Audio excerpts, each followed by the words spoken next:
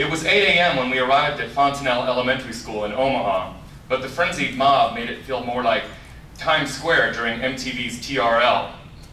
From inside the carrot outfit, all I could hear was the sound of my quickened breath as Tracy led me through the throng of cameras, armed police officers, troubled teachers, angry parents, and the stray disobedient child trying to give me the high five.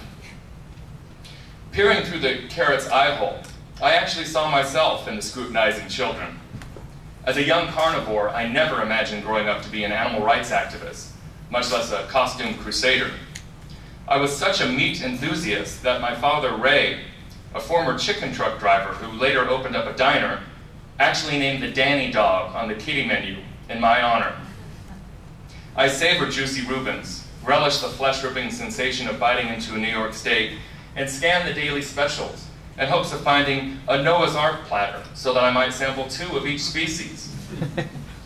Like many suburban tykes, I held the illusion that meat had nothing much to do with animals, but instead grew in a hamburger patch, like the McDonald's ads insisted.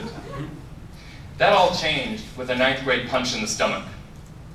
Although I grew up a fairly gleeful misfit, I was often dragged into traumatizing fights for being gay.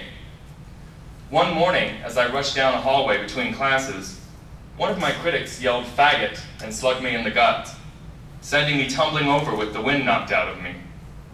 I was stunned, and I looked up just to see a collection of chuckling faces as I lay there gasping for breath.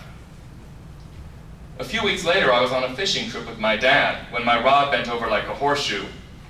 What could be so heavy?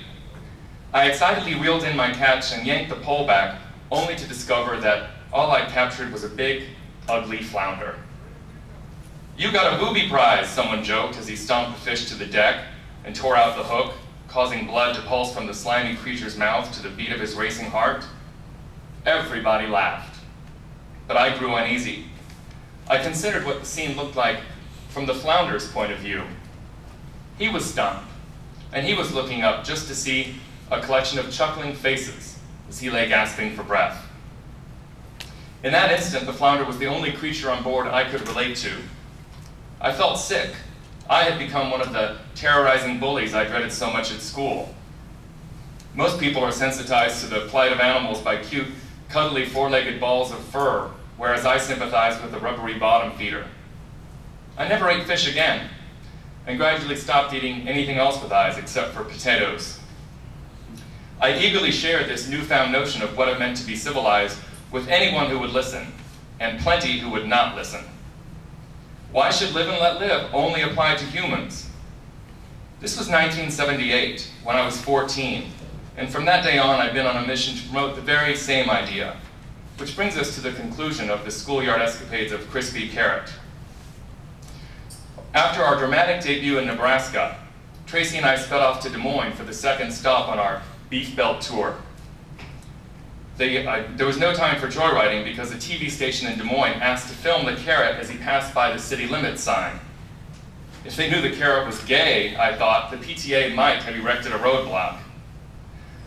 The battle cry of our adversaries in Iowa was a simple moo, and their charge was led not with an outstretched sword, but with defiant tongs in which they waved juicy burgers at a counter-protest.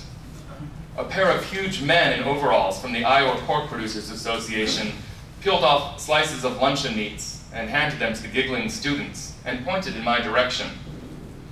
It wasn't until a peculiar deli odor started filling my costume that I realized these mystery mints weren't meant to be eaten, but rather thrown and even shoved through the Velcro down my back. Finally, Tracy led me away, but a pack of cold cup building 5th graders was in hot pursuit. When we reached our van, it became the kids' new target. "Fuck PETA, we love meat," they hollered as they pitched pimento loaf at our shiny rental. I had to use all the self-control I could muster for fear of a fight erupting. One headline we did not want was, "Carrot shoves brats into traffic." We sped away with a piece of bologna stuck to the windshield and our jaws on the floorboard. I actually felt uncharacteristically despondent. I was rattled by the thought that, as a teen, I was attacked after class for being gay, and as an adult, for being a carrot. I guess you could say I've courted hostility for being both a fruit and a vegetable.